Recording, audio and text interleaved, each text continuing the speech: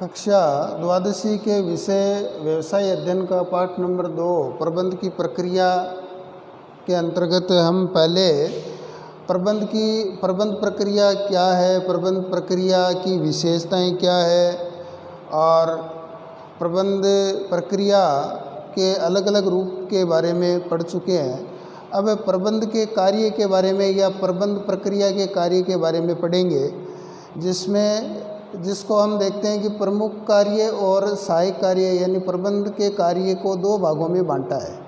अलग अलग विद्वानों ने जो प्रबंध के अलग अलग कार्य बताए थे, उनमें से मुख्य रूप से नियोजन, संगठन और नियंत्रण, ये 3 कार्य ऐसे थे जो सभी के अंदर या सभी विद्वानों ने बताया है। तो उसमें सबसे पहले हम नियोजन के बारे में पढ़ेंगे।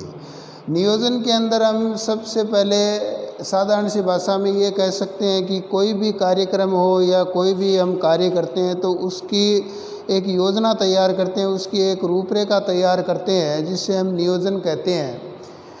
किसी कार्य को करने की रूपरेखा तैयार करने को नियोजन कहते हैं। कोई भी कार्य हम शुरू करते हैं उससे पहले उसकी रूपरेखा तैयार करते हैं कि ये कार्य कब किया जाना है, कैसे किया जाना है, कौन से समय में किया जाना है, किसके द्वारा किया जाना है, इसकी एक रूपरेखा तैयार करते हैं तो वो नियोजन कहलाता है। इसके तत्व, उसमें उद्देश्य क्या है, जो भी हम कार्य कर रहे हैं उसका उद्देश्य क्या है, उसकी कार्यविधि क्या होगी, उसकी पॉलिसी या नीतियाँ क्या होगी, मेथड या प्रविधियाँ क्या होगी, प्रविधियाँ यानी टेक्निक्स, नियम, उसके रूल्स वगैरह क्या होंगे, कार्यक्रम क्या होंगे, व्यू रचना, यदि कोई विशेष प्रायोजन से कोई योजना तैयार की गई है तो उसकी व्यू रचना क्या होगी, प्रमाप या मापदंड यानी उसका स्टैंडर्ड क्या होगा। तो इस प्रकार से पहला जो प्रबंध का कार्य है वो नियोजन करना। कोई भी कार्य है उसका सबसे पहले रूपरेखा तैयार की जाती है। वो कार्य कैसे किया जाएगा, किसके द्वारा किया जाएगा, कितने समय में किया जाएगा, ये सारी रूपरेखा तैयार करते हैं, जिसे हम नियोजन कहते हैं।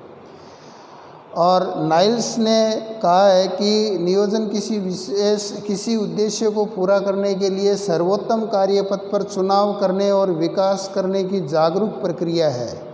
ये नाइल्स की परिभाषा है। अब दूसरा कार्य है संगठन। हमने नियोजन या योजना की रूपरेखा तैयार कर ली। अब वो हम फील्ड पर उतारेंगे या उसका क्रियान्वयन करेंगे तो उसके लिए हमें संगठन की आवश्यकता होगी, यानी कर्मचारी या काम करने वाले व्यक्तियों की आवश्यकता होगी।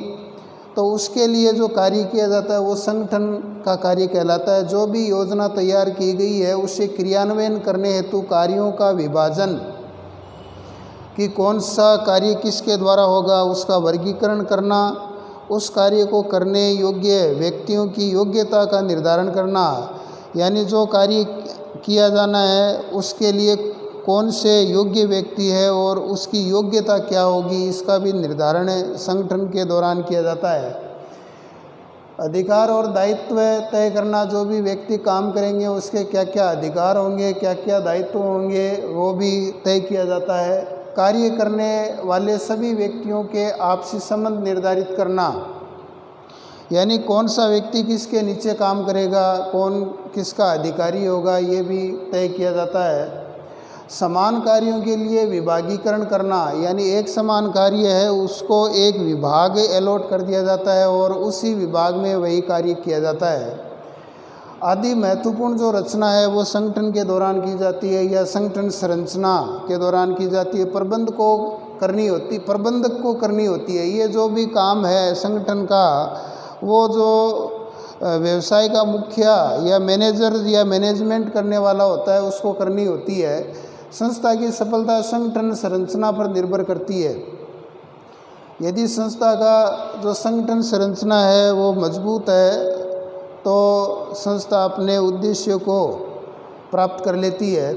अतः इसे मानव शरीर में स्थित मेरुदंड के समान बताया गया है। जिस प्रकार से मानव शरीर में जो रीढ़ की हड्डी होती है या मेरुदंड होता है, उसी की तरह संगठन संरचना भी एक व्यवसाय का मेरुदंड होता है।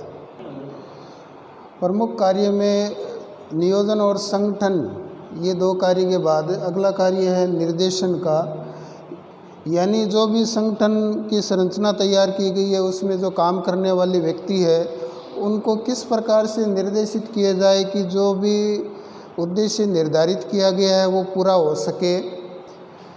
संगठन संरचना का कार्य पूरा होने के बाद उन्हें किस प्रकार से निर्देशित किया जाए कि सभी कार्य जिनकी योजना पहले से बनी हुई है वो पूरी हो जाए। और दूसरे शब्दों में किसी कार्य को करने के लिए उपलब्ध संसाधनों का इस प्रकार प्रयोग किया जाए कि अधिकतम सफलता या लक्ष्य प्राप्त हो सके। ये कार्य है वो निर्देशन के तहत किया जाता है। यानी कर्मचारियों को इस प्रकार से निर्देशित किया जाता है कि वो कार्य में उसकी रुचि बनी रहे और वो जो लक्ष्य तय किया है वो पूरा हो सके। इसमें कौन कौन से घटक है? पहला है अनुशासन, क्योंकि निर्देशन का कार्य अनुशासन में रहकर ही पूरा किया जाता है। निर्देशन में आदेश और निर्देश दोनों ही हो सकते हैं। अधिकारों का भारार्पण, यानी कुछ उनको आदेश देते हैं तो उनको कुछ जो कर्मचारी जिनको कार्य दिया गया है या निर्देशित किया गया है उनको कुछ अधिकार भी दिए जाते हैं जिससे कि वो कार्य संपन्न हो सके। फिर है संप्रेषण, आपस में कम्युनिकेशन रहना चाहिए। अभिप्रेरणा, निर्देशन देते समय उनको मोटिवेशन भी करना ज़रूरी है, यानी अभिप्रेरित करना ज़रूरी है। फिर है नेतृत्व, उसको इस प्रकार से नेतृत्व प्रदान करे कि वो जो कार्य करवाना चाहता है वो कार्य पूरा हो जाए। पर्यवेक्षण यानी सुपरविज़न या निरीक्षण का कार्य, तो ये निर्देशन का है 3 नंबर कार्य। फिर आता है चौथा नियंत्रण का कार्य। कोई भी कार्य हो बिना नियंत्रण के वो सफल नहीं होता है। मान लीजिए हमने योजना तैयार कर ली, संगठन की संरचना अच्छी तरह से हो गई, उसको निर्देशित भी कर दिया, काम हो गया। जो काम हुआ है उसको फिर नियंत्रित भी करना ज़रूरी है। यदि हम नियंत्रण नहीं करेंगे तो वो कार्य सफल नहीं होगा। कोई भी कार्य बिना नियंत्रण के सफल नहीं हो सकता।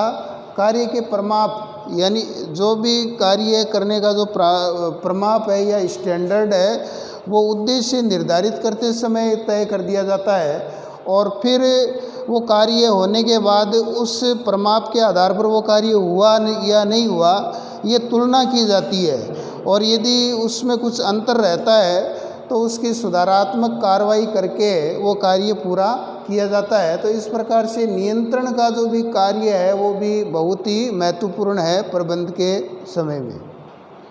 प्रबंध के प्रमुख कार्य में अंतिम कार्य है समन्वय। समन्वय, संगठन में कार्य करने वाले जो भी व्यक्ति है उन व्यक्तियों में आपस में समन्वय बनाए रखना प्रबंधक की जिम्मेदारी होती है। क्योंकि जो भी कर्मचारी संस्था के अंतर्गत होते हैं उनमें व्यक्तिगत रूप से अलग अलग गुण होते हैं, अलग अलग उनकी कार्य क्षमताएँ होती है और अलग अलग उनकी रुचि होती है। उन सभी का सामंजस्य स्थापित करने का काम प्रबंधक का होता है। और यदि इसमें वो असफल रहता है तो जो भी कार्य है, जैसे नियोजन है, संगठन है, नियंत्रण है, निर्देशन है, वो कार्य सारे के सारे बेकार हो जाते हैं। तो इसलिए समन्वय या सामंजस्य रखना कर्मचारियों में या संगठन में ज़रूरी है। संगठन में कार्य करने वाले विभिन्न कर्मचारियों की क्रियाओं, कार्य विधियों, कार्य क्षमताओं व गुणों में भिन्नता पाई जाती है। यानी अलग अलग होते हैं सब व्यक्ति, सबका स्वभाव अलग अलग होता है जिससे व्यक्तिगत और अंतर्वैयक्तिक संघर्ष की संभावना होती है। लेकिन प्रबंधक जो है वो इनके प्रयासों से एकरूपता व सामंजस्य पैदा करता है जिससे सभी कर्मचारियों में समन्वय बना रहता है। 2 अलग अलग विद्वान हैं जिन्होंने अपनी अपनी परिभाषा दी है, जिसमें मेसी के अनुसार समन्वय अन्य प्रबंधकीय कार्यों के उचित क्रियान्वयन का परिणाम है। यानी जो कार्य नियोजन, संगठन, नियंत्रण, निर्देशन वो अच्छी तरह से यदि प्रबंधक क्रियान्वयन कर लेता है तो समन्वय का कार्य भी सरल हो जाता है। कुंटज और डेनोल समन्वय प्रबंध का सार है। यानी ऊपर में ये जो 4 कार्य है ये 4 कार्यों का सार है समन्वय। तो इस प्रकार से ये 5 प्रमुख कार्य के बारे में आपको मैंने बताया है। सबसे पहले कोई भी कार्य हो उसकी रूपरेखा तैयार करना यानी नियोजन का कार्य है। फिर उस नियोजना के अनुसार काम करने वाले संगठन को तैयार करना और उस संगठन को इस प्रकार से निर्देशित करना कि जो भी लक्ष्य उन्होंने रखा है वो पूरा हो। फिर वो जो संगठन काम करता है, काम करने के बाद में ये जांच की जाती है कि जो भी उद्देश्य निर्धारित किया था उसके अनुरूप कार्य हुआ या नहीं हुआ। यह कार्य नियंत्रण के दौरान किया जाता है और लास्ट में सभी कर्मचारियों में आपस में सामंजस्य या समन्वय स्थापित करना होता है।